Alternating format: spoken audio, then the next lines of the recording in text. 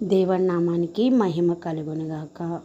కష్టాలలో ఆపదలలో తన ప్రాణమును పెట్టేవాడే నిజమైన స్నేహితుడు. యోహాను సువార్త 15:13 తన స్నేహితుల కొరకు తన ప్రాణం పెట్టువాని కంటే ఎక్కువైన ప్రేమ గలవాడెవడనూ లేడు. మరి యేసయ్య తన ప్రాణంని మన కొరకు పెట్టారు.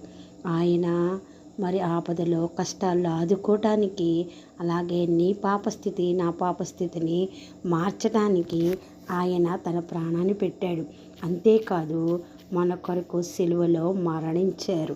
అందుకే యేసయ్యే నిజమైన ప్రాణ స్నేహితుడిగా చెప్పవచ్చు. అలాగే మరి బైబిల్లో మనం చూసినట్లయితే శరీరాలు 2 కావచ్చు, కానీ హృదయం ఒక్కటే. దాన్ని నిజమైన స్నేహం అంటాము.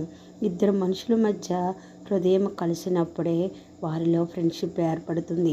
1 సమూయేలు గ్రంథం 18:1 చూసినట్లయితే యోనాతాను హృదయం దావీదు హృదయంతో కలిసిపోయెను.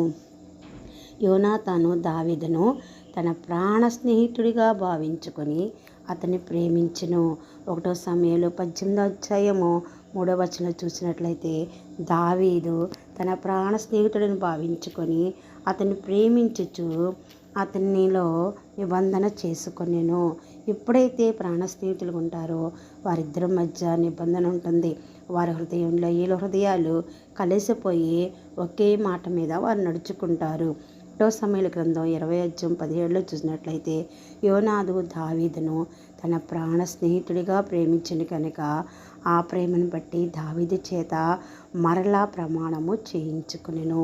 మరి నిజమైన స్నేహం అంటే ఇద్దరు హృదయాలు ఒక్కటేగా ఉండాలి. ఒకరి సమయం కష్టంలో ఉన్నప్పుడు ఇంకొకరు ఆదుకోవాలి. అలాగే మరి దావీదుని చూసినట్లయితే మనము మరి ఆయన ప్రాణం మీదకి వచ్చినది అయినప్పటికీ యోనాతాను తన స్నేహితుని రక్షించుకోవటానికి ఎంతో ప్రయత్నము చేసి తన తండ్రి యొక్క నుంచి మరి రక్షించడానికి ఆయన ప్రయత్నం చేశాడు. నిజమైన స్నేహితుడు అంటే ఎప్పుడైనా సరే ప్రాణం పెట్టాలి, అలాగే ఇతరులు ఆదుకోవాలి. తన స్నేహము అదే గొప్ప స్నేహము. అటువంటి స్నేహం మనందరికి కలిగి ఉండాలి. యేసయ్య లాంటి స్నేహాన్ని మనందరం కోరుకున్నట్లయితే యేసయ్య చెంతకు మనందరం చేర్చబడతాము. ఆయనతో స్నేహము చేయగలుగుతాము, నిత్య జీవనంలోకి వెళ్ళగలుగుతాము. మరి ఈరోజు హ్యాపీ ఫ్రెండ్షిప్ డే. అందరూ కూడా దేవుళ్ళలోకి వచ్చి దేవుడితో స్నేహం చేసుకున్నట్లయితే నీకు నాకు నిత్య జీవం ఉంటుంది. అటువంటి కృప అందరికీ